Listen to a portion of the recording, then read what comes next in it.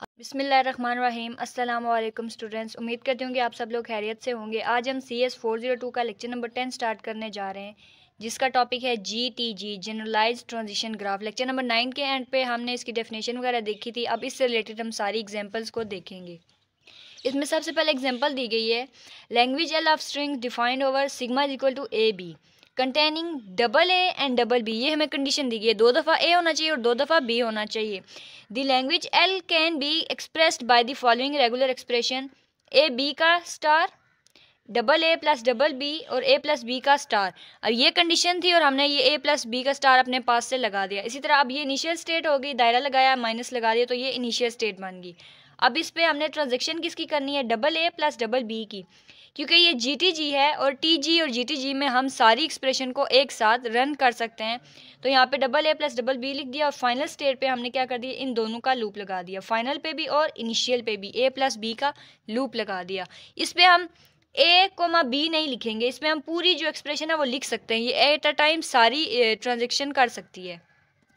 Next example है हमारे पास, अगर सिग्मा ए बी हो beginning with and ending in same letters, start A से हो रहा हो और एंड भी ए से हो रहा हो, अगर स्टार्ट बी से हो रहा है तो एंड भी बी से ही होना चाहिए। तो एक्सप्रेशन क्या बनेगी इसकी, ये expression A plus B plus A plus B and A. अब ये देखें, यहाँ से ए से स्टार्ट हो रहा है और ए पे एंड हो रहा है, बी से स्टार्ट हो रहा है और बी से ही एंड हो रहा है। तो हम क्या करेंगे, यहाँ पे एक इनिशियल स्टेट लगाएंगे और दो कंडीशन है, ए से स्टार्ट हो रहा है और बी से स्टार्ट हो रहा है। तो यहाँ पे क्या करेंगे, ए स्टार्ट कर दिया, दरमियान में कुछ बी लगा दो, बी लगा दिया और ये स्टेट खाली स्टेट लगाई और यहाँ से ए और बी का लूप चला दिया।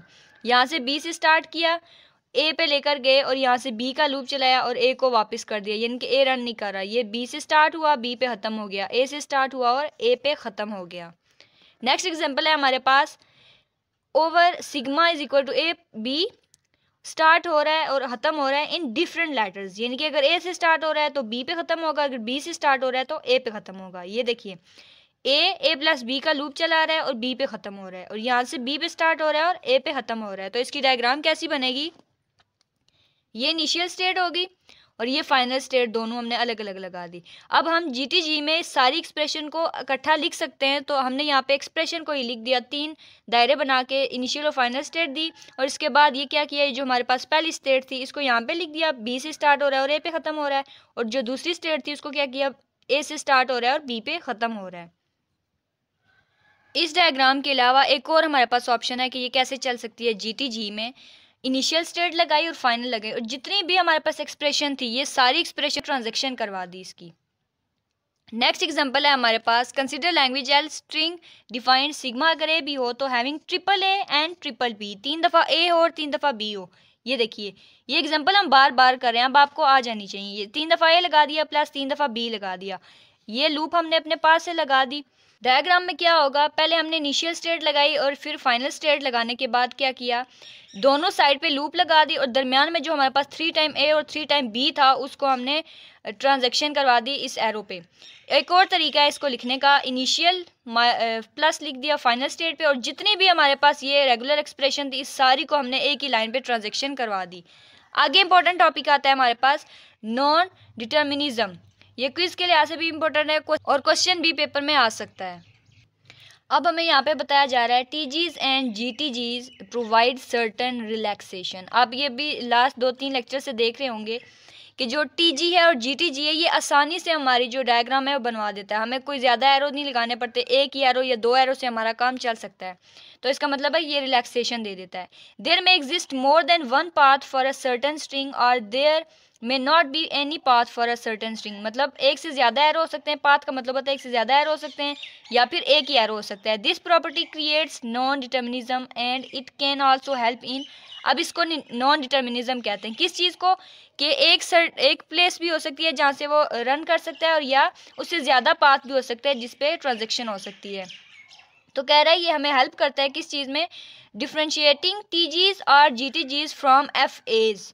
हम FA यहाँ पे 3-4 अगर डायग्राम हो तो हम उसमें से आसानी से पता लगा सकते हैं कि TG और GTG कौन सी और FA कौन सी। FA लेंथी होती है, उसमें ज़्यादा एरोस बने होते हैं, लेकिन जो TG और GTG होती है इनके शॉर्ट मतलब डायग्राम होती है और हम इसे आसानी से रिकग्नाइज कर सकते हैं।